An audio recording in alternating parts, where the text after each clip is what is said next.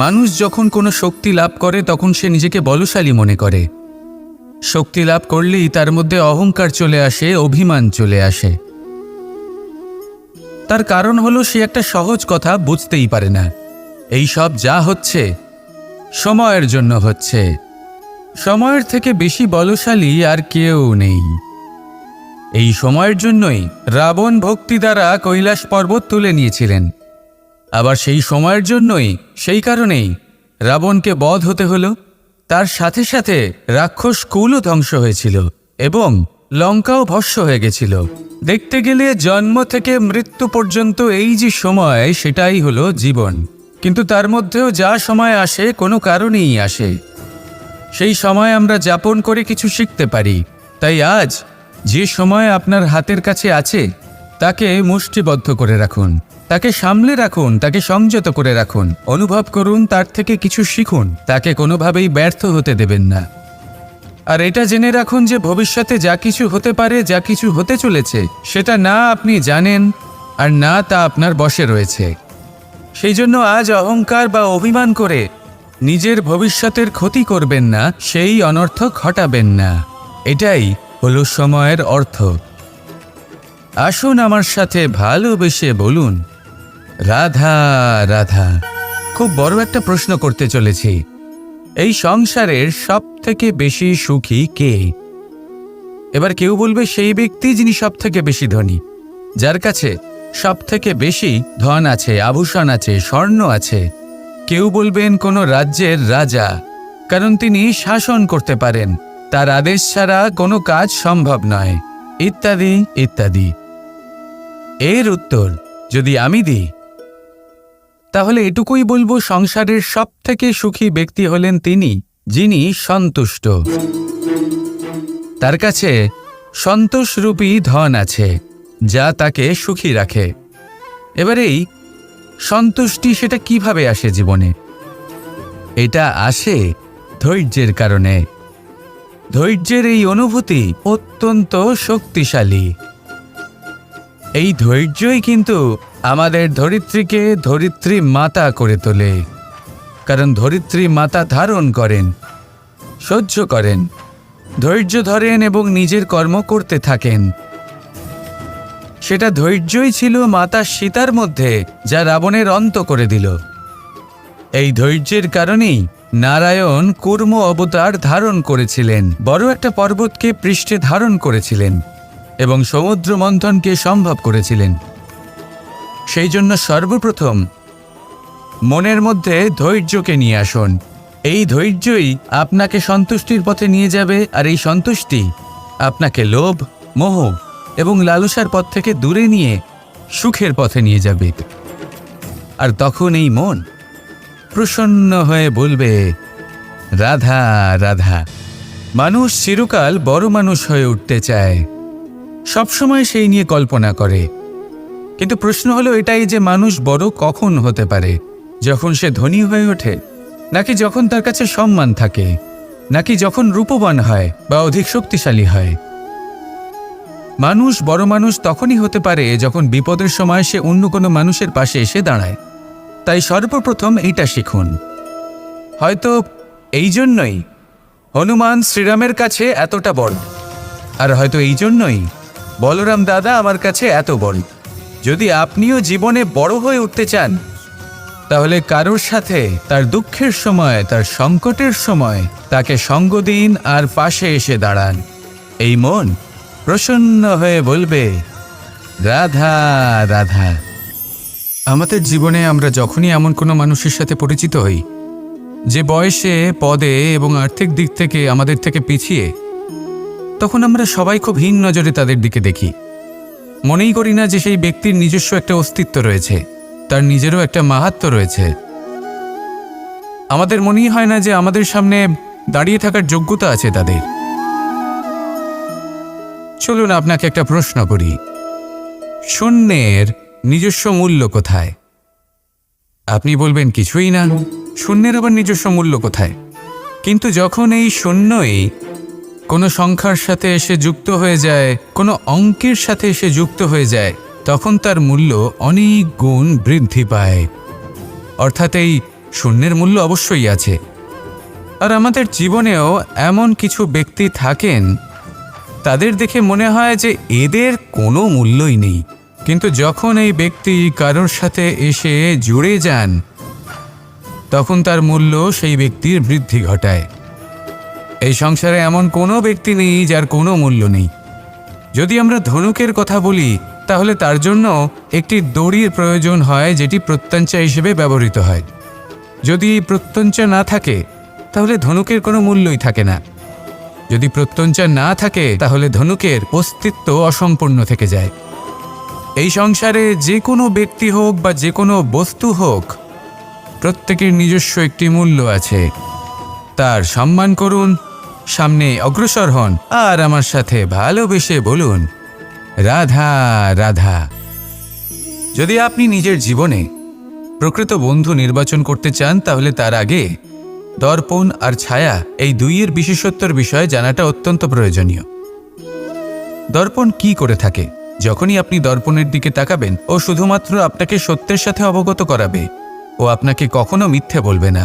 সেখানেই যদি ছায়ার কথা বলি তাহলে দেখুন ছায়া কি করে, সব সময় আপনার সাথে থাকে, কখনো আপনার সঙ্গ ত্যাগ করে না। এবার আপনার জীবনে যদি এমন কোনো বন্ধু আসে যে সবসময় আপনাকে সত্য কথা বলবে, আপনার অপগুণের বিষয়ে যদি আপনাকে বলে কিন্তু তাও সে সত্যিই বলবে, তাহলে তার উদ্দেশ্য কিন্তু আপনাকে দুঃখ দেওয়া নয়, সে আপনার অজ্ঞানতা, আপনার ভ্রম দূর করতে চায়। যদি আপনি কোনো অনুচিত পথে চলতে থাকেন তাহলে সে আপনাকে বাধা দিতে চায়। আর যদি সেই মিত্রই ছায়া সঙ্গীর মতো হয়, সে কখনোই সুখ দুঃখে আপনার সঙ্গ ত্যাগ করবে না। তার উদ্দেশ্য হলো সবসময় আপনাকে রক্ষা করা।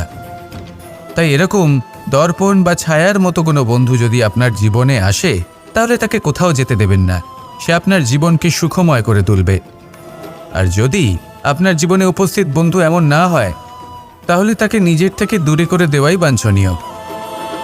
তাহলে দর্পণ আর ছায়ার মতো প্রকৃত এবং ভালো বন্ধুকে নিজের জীবনে স্থান দিন, আর আমার সাথে ভালোবেসে বলুন রাধা রাধা। জল হলো জীবনের আধার। যদি জল না থাকে এই সংসারের জীবনের কোনো অস্তিত্ব নেই। এই জল হলো শুদ্ধ, পবিত্র। কিন্তু যখন এই জল পরিবেশের সংস্পর্শে আসে তখন ধুলো, ময়লা, কাদা এবং অন্যান্য বস্তু দ্বারা এই জল পূর্ণরূপে দূষিত হয়ে যায়। এবার যদি এই জলের শুদ্ধিকরণ করতে হয় তাহলে আমরা এই জলকে অস্থির হতে দিই না, তাকে স্থিরভাবে রেখে দিই। আর সেটা করলে সেই জল নিজে থেকেই সকল অশুদ্ধি ত্যাগ করে দেয়, নিজে থেকেই নিজেকে শুদ্ধ করে তোলে। এটা কিন্তু আমাদের মনের সাথেও হয়ে থাকে।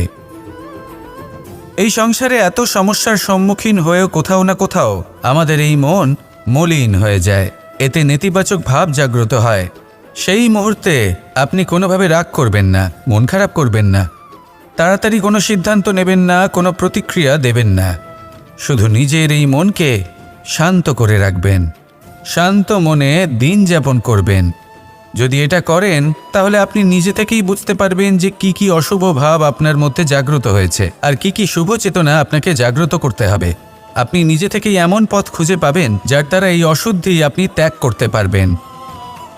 আসুন আমার সাথে ভালোবেসে বলুন রাধা রাধা। প্রারম্ভ শূন্যের দ্বারা হয়ে থাকে, তা সে ব্রহ্মাণ্ডই হোক, পৃথিবীই হোক, আদি ইত্যাদিই হোক। সবাই নিজের অস্তিত্ব শূন্য থেকে লাভ করে। এই শূন্য যার নিজের কোনো অস্তিত্ব নেই, কিন্তু সে সকলকে অস্তিত্ব দান করে থাকে।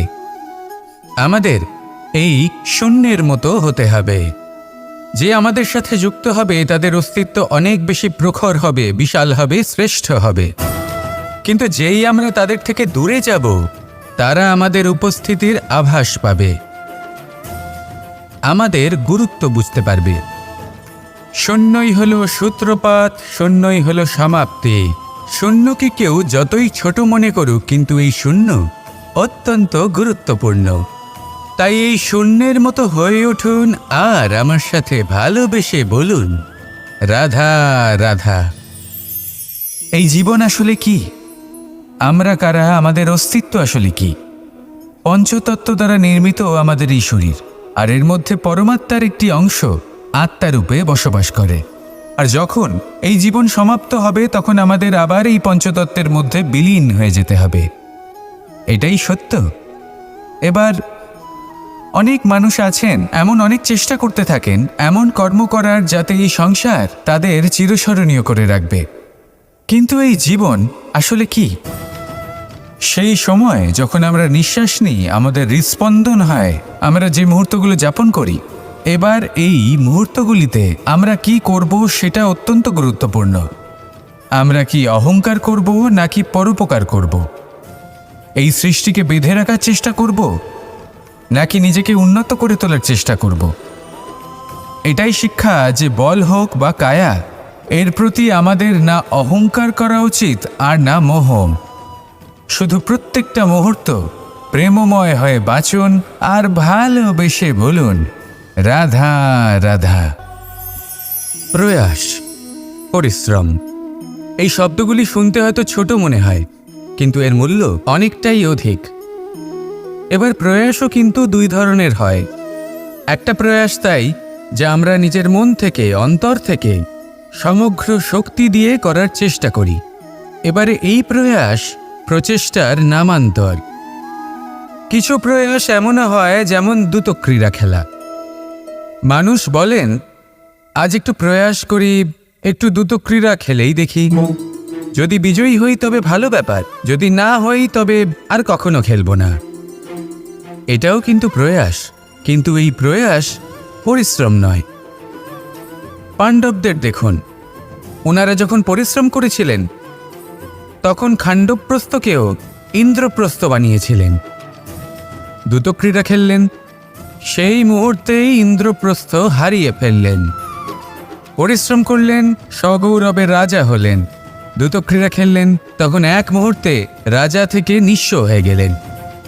সারমর্ম এটাই যে দ্রুতক্রীড়া কখনো কখনো আপনার মিত্র হতে পারে, কখনো সে আপনাকে বিজয়ী করতে পারে, কিন্তু প্রয়াস এবং পরিশ্রম যখন একসাথে মিলিত হয় তখন তা সর্বদাই আপনার সাথে থাকে।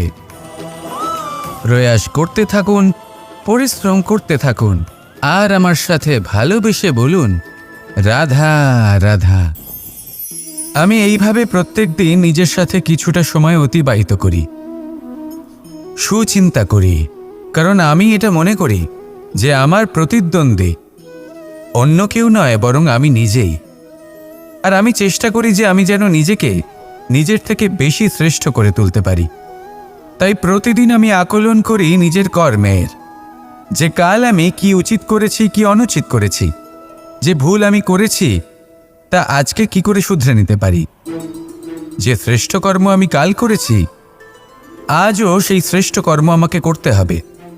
শুধু এই প্রক্রিয়াতেই আমি নিজেকে শ্রেষ্ঠ ব্যক্তি, শ্রেষ্ঠ রাজা, একজন শ্রেষ্ঠ পিতা, পুত্র করে তুলি। এইভাবেই আমি একজন শ্রেষ্ঠ মানুষ হয়ে উঠি। আপনিও এই কথা মনে রাখবেন যে আপনার প্রতিস্পর্ধা অন্য কারোর সাথে নয় বরং নিজের সাথে। তাই নিজের কর্মের আকলন করুন, নিজের মধ্যে যে দোষ আছে তা ত্যাগ করুন, নিজেকে শুধরে ফেলুন। এই মন সবসময় সুপ্রসন্ন থাকবে এবং লক্ষ্য প্রাপ্ত করে বলবে রাধা রাধা। কখনো কোনো পাখিকে দেখেছেন? যখন সে প্রথমবার উঠতে চেষ্টা করে সে বাসা থেকে মাটিতে পড়ে যায়, কিন্তু সে হার মানে না, চেষ্টা করতে থাকে, করতেই থাকে, ডানা ঝাপটাতে থাকে, আর তারপর সে উড়তে শেখে। গোল শালগ্রাম শিলাকে দেখুন, পর্বত থেকে খসে পড়ে, ধাক্কা খায়, জলের প্রবাহ দ্বারা ঘর্ষিত হয়, তারপরে তা শালগ্রামে পরিণত হয়। ভেবে দেখুন, যদি কোনো পাখি প্রথমবার উড়তে গিয়ে এটা ভাবে যে না না, যদি আমি পড়ে যাই তবে, আমার যদি আঘাত লাগে তবে, আর যদি ভয়ের কারণে সে শুরুই না করতে পারে, চেষ্টাই না করে, তাহলে কি সে উড়তে শিখবে? কখনোই নয়। এটাই আমাদের শিখতে হবে, প্রারম্ভ করতে হবে। তা অত্যন্ত গুরুত্বপূর্ণ। যখন আমরা কিছু শুরু করি তখন ভয় করে, কিন্তু যদি এটা না করেন জীবনে কখনো সামনে এগোতেই পারবেন না। হতেই পারে প্রারম্ভ করার পরে আপনি পড়ে যাবেন, বারবার নিচে পড়ে যাবেন, কিন্তু যদি নিরন্তর চেষ্টা করতে থাকেন তাহলে একদিন না একদিন আপনি অবশ্যই সফল হবেন। এই শুরু করাটাই সব থেকে বেশি কঠিন। এর দ্বারা ভয়ভীত হবেন না। আসুন আর আমার সাথে ভালোবেসে বলুন, রাধা রাধা। এই সংসারে নির্মাণের বিষয়ে জ্ঞান লাভ করার পূর্বে ধ্বংসের বিজ্ঞান বুঝে নেওয়াও খুব প্রয়োজনীয়। যখনই আমরা ব্যায়াম করি তখন কি হয়? আমাদের পুরনো মাংসপেশি নষ্ট হয়ে যায় এবং সেই মাংসপেশির স্থানে আমরা নতুন মাংসপেশির নির্মাণ করে থাকি। যেমন একটা নতুন ইমারত গড়ে তোলবার পূর্বে পুরাতন ইমারতকে ভঙ্গ করে দিতে হয়, তবেই তো সেই স্থান সজীব হবে, ঠিক কিনা? এবারে জ্ঞান এবং বিজ্ঞান ছাড়াও এমন কিছু আছে যা কিনা অত্যন্ত গুরুত্বপূর্ণ। তা হলো সীমা পার করে যাওয়া। এই যে সীমা, এই যে নিয়ম, তা মানুষের জন্যই বানানো, তাকে নিয়ন্ত্রণ করার জন্য তৈরি করা হয়েছে। এমন অনেক সীমা, এমন অনেক নিয়ম মানুষের জন্য অত্যন্ত মঙ্গলকারী। কিন্তু কিছু এমন সীমা আছে, কিছু এমন নিয়ম আছে যা মানুষের লঙ্ঘন করে যাওয়া অতি আবশ্যক। যতক্ষণ না এই সীমা লঙ্ঘন করছেন, নিজের নতুন অস্তিত্বকে খুঁজেই পাবেন না, সেই স্থানে পৌঁছতেই পারবেন না যেখানে সংসার তাকে চিরস্মরণীয় করে রাখবে। সেই জন্য জীবনে যাই করবেন, সীমা অতিক্রম করে যান। যদি পরিশ্রম করেন তাহলে সীমা অতিক্রম করে পরিশ্রম করুন। যদি লক্ষ্যের দিকে অগ্রসর হন তাহলে সীমা অতিক্রম করে অগ্রসর হন। কোনো সীমারেখা যাতে না থাকে, সেই সর্বোচ্চ স্থান দেখুন এবং অগ্রসর হন। এই সংসারে অগ্রসর হওয়ার জন্য এই সীমারেখা বুঝে নেওয়া এবং তা অতিক্রম করার জ্ঞান লাভ করা প্রয়োজনীয়। আসুন আমার সাথে ভালোবেসে বলুন, রাধা রাধা। জ্যোতিষ একটা বিদ্যা, এ হলো একটা বিজ্ঞান। যে নক্ষত্র দশায় আপনি জন্মগ্রহণ করেছেন, যে স্থানে আপনার জন্ম হয়েছে, এগুলো আপনার জীবনের দিশা স্থির করার ক্ষেত্রে গুরুত্বপূর্ণ ভূমিকা পালন করে। কিন্তু যে রাশিতে আপনি জন্ম নিয়েছেন আর আপনার যা নাম স্থির হয়েছে, সেটা আপনার ভবিষ্যৎ নির্ধারণ করবে তা আবশ্যক নয়। রা দিয়ে রাম এবং রা দিয়ে রাবণ, এই দুজনের রাশি সমান ছিল, কিন্তু একজন নিজের শক্তির দুর্ব্যবহার করলেন। স্বর্ণ লঙ্কার অধিপতি রাবণ, চতুর্দিকে বিজয়ী হওয়া সেই ব্যক্তি নিজের পতনের সম্মুখীন হলেন। শ্রীরাম রাবণকে বধ করলেন। শ্রীরাম, যিনি নিজের কর্ম দ্বারা, নিজের পরিশ্রম দ্বারা ঈশ্বর উপাধি লাভ করেছিলেন, 14 বছরের বনবাস ভোগ করলেন, আর যখন বিপদে পড়লেন তখনও নিজের রাজ্যের সাহায্য নিলেন না। বনের মধ্যে নিজে বানর এবং ভাল্লুকদের নিয়ে একটি সেনাবাহিনী গড়ে তুললেন এবং রাবণকে তার কুকর্মের শাস্তি দিলেন। তাই সর্বদা এটা মনে রাখবেন, আপনার খ্যাতি, আপনার ভবিষ্যৎ আপনার কর্ম নির্ধারণ করে, আপনার রাশি নয়। তাই সবসময় শ্রেষ্ঠ কর্ম করুন আর আমার সাথে ভালোবেসে বলুন, রাধা রাধা। প্রজাপতি দেখেছেন? কি সুন্দর হয়, তাই না? এই প্রজাপতি, ওদের দিকে তাকালে নিজের অজান্তেই নিজের মুখে হাসি ফুটে ওঠে। কিন্তু এই প্রজাপতি জন্ম থেকেই এমন দেখতে হয় না। জন্ম থেকে এদের কাছে ডানা থাকে না, এরা উড়তেও পারে না। যখন একটি প্রজাপতি জন্ম নেয় তখন প্রথমে ডিম অবস্থায় থাকে সে। আস্তে আস্তে সেই কবচ সে ভেঙে ফেলে, খুব পরিশ্রম করতে হয় তাকে। তারপর কীটের আকার ধারণ করে সে চলতে থাকে, অনেক কষ্ট সহ্য করতে হয়, অনেক পরিশ্রম করতে হয়। তারপর তার রূপ বদলে যায়, তারপরে তার ডানা গজায়, তারপরে সে উড়তে পারে। এই নিরন্তর পরিশ্রমই সাফল্যের মূল মন্ত্র হয়।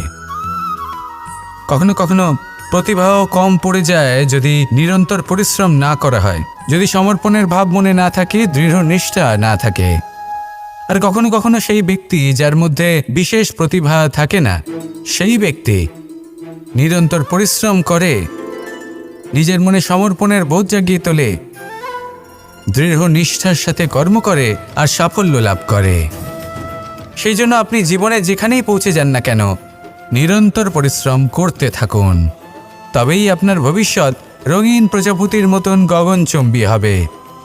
তবেই এই সংসার আপনাকে দেখবে এবং নিজের অজান্তেই এই সংসার নিজের মুখে হাসি ফুটিয়ে তুলবে এবং এই সংসার আমার সাথে ভালোবেসে বলবে, রাধা রাধা। আপনি কখনো কাউকে পর্বতে আরোহণ করতে দেখেছেন? বা আপনি কখনো নিজে কোনো পর্বতে আরোহণ করেছেন?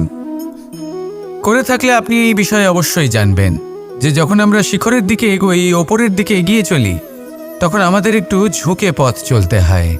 তখনই আমরা সেই পর্বত আরোহণ করতে পারি।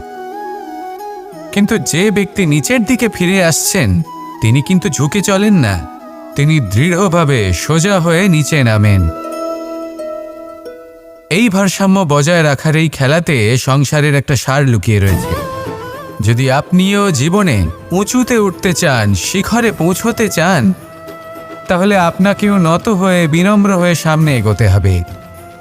সেখানে যদি আপনি বুক চিতিয়ে উদ্ধতভাবে অহংকার বোধ নিয়ে চলতে থাকেন, সেখান থেকেই আপনাকে নিচে নামতে হবে।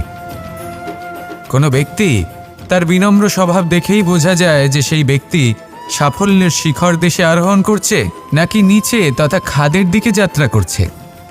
তাই সবসময় বিনম্র থাকুন, শ্রেষ্ঠ কর্ম করুন, পরিশ্রম করুন, আর আমার সাথে ভালোবেসে বলুন রাধা রাধা। কর্ণ, সূর্যপুত্র কর্ণ, স্বয়ং সূর্যের পুত্র, দেবী কুন্তীর প্রথম পুত্র।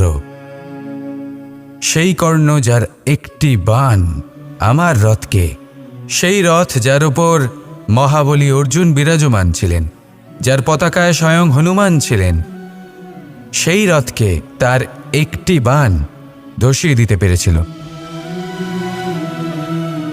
দৈব কবচ কুণ্ডলধারী কর্ণ, সেই কর্ণ যুদ্ধক্ষেত্রে নিজের সমাপ্তির সম্মুখীন হলেন। কারণ কি ছিল? নির্বাচন।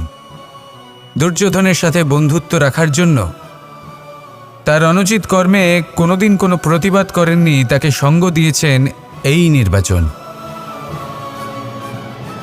যখন দ্রৌপদীর বস্ত্রহরণ হচ্ছিল,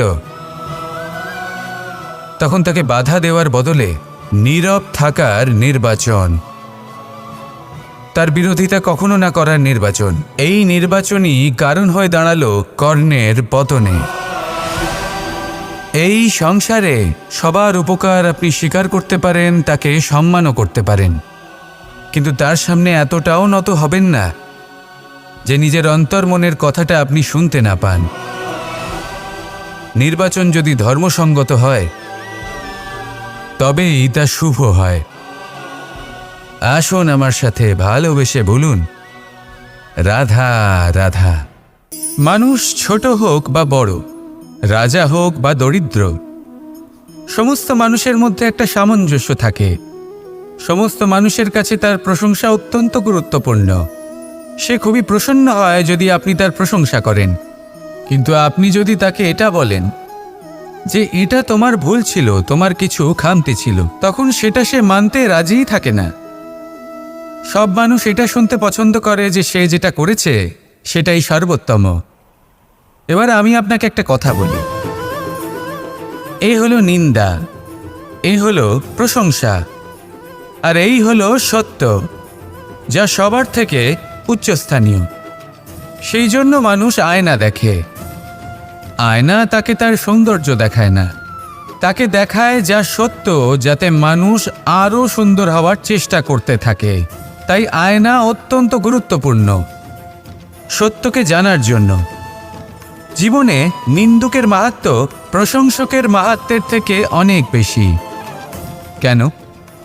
কারণ তারা আপনাকে আপনার খামতি দেখায়, আপনার ভুলগুলো বুঝিয়ে দেয়, আপনাকে একটা সুযোগ দেয় নিজেকে শুধরে নিতে, নিজেকে আরও শ্রেষ্ঠ করে তুলতে, যা প্রশংসক করতে পারে না। তাই জীবনে যদি কখনো নিন্দা করা হয়, তাকে ভালোবেসে গ্রহণ করুন, ধন্যাত্মক রূপে গ্রহণ করুন। যদি নিজেকে কোনো শিক্ষা দেওয়া সম্ভব হয় তাহলে অবশ্যই দিন। দেখবেন মন প্রসন্ন হয়ে বলবে রাধা রাধা। জীবনে কখনো সাফল্য আসে, আবার কখনো অসফলতা, কখনো আশা পাওয়া যায়, কখনো নিরাশা, কখনো জয় লাভ করি, আবার কখনো পরাজয়। এর পেছনের কারণটা জানা অত্যন্ত প্রয়োজনীয়। যদি আমি পরাজয়ের কথা বলি, যখনই আমরা পরাজয় লাভ করি আমরা ভাবতে থাকি যে এমন কেন হলো? আমাদের শত্রু কি বেশি শক্তিশালী ছিল, নাকি আমাদের নীতিতে কোনো খামতি ছিল? এই সমস্ত কারণের পেছনে খুব বড় একটা কারণ থাকে, আর সেই কারণ আমাদের অন্তরে সুপ্ত থাকে। ধরে নিন একটা পথ, তাতে আপনি চলছেন। সেই পথ কাঁটায় পরিপূর্ণ, কিন্তু আপনি পাদুকা পরে রয়েছেন আর আপনি হেঁটে সামনে এগিয়ে যান। এবার এমন একটা পথ এলো যা পুষ্পে ঢাকা, আর আপনি পাদুকা পরে রয়েছেন, কিন্তু আপনার পাদুকাতে একটা পাথর আটকে গেল। তখন দু পা হাঁটাও খুব কঠিন হয়ে পড়ে। এই সংসারের যে কোনো শক্তি আপনাকে পরাস্ত করার পূর্বে আপনি জানেন কে আপনাকে পরাস্ত করতে পারে? আপনার অন্তরের দুর্বলতা, আপনার অন্তরের সেই সুপ্ত শত্রু। আর সেই জন্য ইতিবাচক মনোভাব গুরুত্বপূর্ণ হয়ে পড়ে। ভালো মানুষদের সাথে থাকুন, সৎসঙ্গে থাকুন, বন্ধুত্ব করুন, ভালোবাসুন। এই ভালোবাসা এত শক্তিশালী এক অস্ত্র যাকে ব্রহ্মাস্ত্রও পরাস্ত করতে পারে না। এই সমস্যারূপী পাথর কিছুই নয়। আসুন আমার সাথে ভালোবেসে বলুন, রাধা রাধা। মানুষের দুটো রূপ রয়েছে। এক, আমাদের এই মুখ, যা শুধুই চোখে দেখা যায়। আর দ্বিতীয়, আমাদের এই মন, যা শুধুমাত্র অন্তরাত্মা দ্বারা দেখা যায়। এবার আমাদের এই মুখ, তা ঈশ্বর সকলকেই আগে থেকেই প্রদান করেছেন। কিন্তু এই মন কেমন হবে তা আমাদের জীবনের অনুভূতি এবং আমাদের জীবনের লক্ষ্য এগুলি সুনিশ্চিত করে। অর্থাৎ নেত্র দিয়ে দেখা যায় আমাদের এই মুখ, তা শুধুই এই কারণে প্রয়োজন যাতে সংসার আমাদের দেখতে পায়, আমাদের চিনতে পারে। কিন্তু যদি এই সংসারে আপনি প্রকৃত অর্থে মান সম্মান লাভ করতে চান, তাহলে নিজের অন্তরাত্মাকে আপনাকে বিকশিত করতেই হবে। দেখুন, কথায় আছে এই যে অসুর, তা শারীরিকভাবে উপস্থিত নয়, তা মনের মধ্যে থাকে। যদি এই মন থেকে অসুরকে বের করে দেওয়া যায়, তাহলে শরীরে তা উপস্থিত থাকবেই না। তাই মনকে শুদ্ধ করুন আর আমার সাথে ভালোবেসে বলুন, রাধা রাধা। মানুষ যখনই একে অপরের সামনে নিজেদের হৃদয়ের ভাবনা প্রকাশ করে, তখন এক অত্যন্ত প্রভাবশালী মাধ্যম তারা ব্যবহার করে, যাকে ভাষা বলা হয়। এবার আমি দেখেছি যে একজন মানুষ অনেকগুলো ভাষাতেই নিপুণ। আমি এটাও দেখেছি যে মানুষ অনেকগুলো ভাষায় কথা বলে, কখনো কখনো অনেক ভাষা মিলিত করে তার প্রয়োগ করে, উচিত প্রকারে তাকে ব্যবহার করে না, না সেটাকে সম্মান করে, আর না ভাষাকে শুদ্ধ রাখে। আর এটা হলো অনুচিত। যদি ভাষাকে শুদ্ধ রাখেন, তাহলে ভাষা আপনার চরিত্রকে শুদ্ধ রাখবে, তা আপনার একাগ্রতা বাড়িয়ে তুলবে। এই প্রত্যেক ধ্বনিকে অনুভব করে যদি আপনি শব্দের উচ্চারণ করেন, ভাষাকে প্রয়োগ করেন, তাহলে আপনিও আনন্দ পাবেন, আর যিনি শুনছেন সেই ব্যক্তির কানেও মধুর শব্দ বাজবে। তাই মনে রাখবেন, যে ব্যক্তি ভাষার পবিত্রতাকে সম্মান করে, তাকে সংসারও সম্মান করে। ভাষাকে শুদ্ধ এবং পবিত্র রাখুন, তাহলে ভাষা আপনার চরিত্রকেও শুদ্ধ এবং পবিত্র রাখবে। আর এই মন সুপ্রসন্ন হয়ে বলবে, রাধা রাধা। এ হলো রামায়ণের সময়কালের কথা। সেতু নির্মাণ করার কাজ চলছিল। সমস্ত বানর সেনা এই কাজে নিযুক্ত হয়েছিলেন। বড় বড় পাথর তুলে নিয়ে এই বানর সেনা সমুদ্রে ফেলছিলেন। এই কাজ চলছিল। এমন সময় ছোট্ট একটা কাঠবিড়ালি এলো। ছোট ছোট মাটির ডেলা হাতে নিয়ে সাগরের কাছে যাচ্ছিল, আর বড় বড় পাথরের পাশে রেখে দিচ্ছিল, যথাসম্ভব সেখানে রেখে আসছিল। সারা দিন ধরে সে এই পরিশ্রম করেই যাচ্ছিল। এবার শ্রীরাম তার এই কাজ দেখতে পেলেন। সেই ছোট্ট কাঠবিড়ালিটিকে নিজের হাতে তুলে নিলেন এবং অত্যন্ত ভালোবেসে তার পিঠে হাত বুলিয়ে দিলেন। কথায় আছে যে কাঠবিড়ালির পিঠে যে দাগ আছে, সেই 3টি দাগ এসেছে শ্রীরামচন্দ্রের 3 আঙুলের থেকে। যে কাজ আপনি করছেন তাতে সমস্ত শক্তি প্রয়োগ করুন, যতটা আপনার সামর্থ্য রয়েছে। যতটা আপনার প্রতিভা রয়েছে সম্পূর্ণভাবে উৎসর্গ করে দিন। ঠিক এমনভাবে কর্ম করুন। সেই কাঠবিড়ালি কিন্তু তাই করেছিল। সেই জন্য শ্রীরামের সাথে সেও সেই কাহিনীতে অমর হয়ে গেছিল।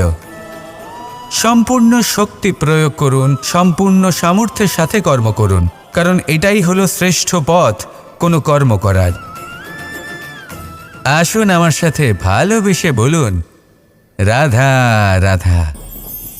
এই সংসারে যখন সাফল্যের পথে আপনি অগ্রসর হবেন, তখন আপনার পরিশ্রম, একাগ্রতা, সাহসের সাথে সাথে সমাজের মানসিকতাও সহ্য করতে হবে। প্রত্যেক ব্যক্তি কিছু না কিছু ভাবেন, কিছু না কিছু বলেন।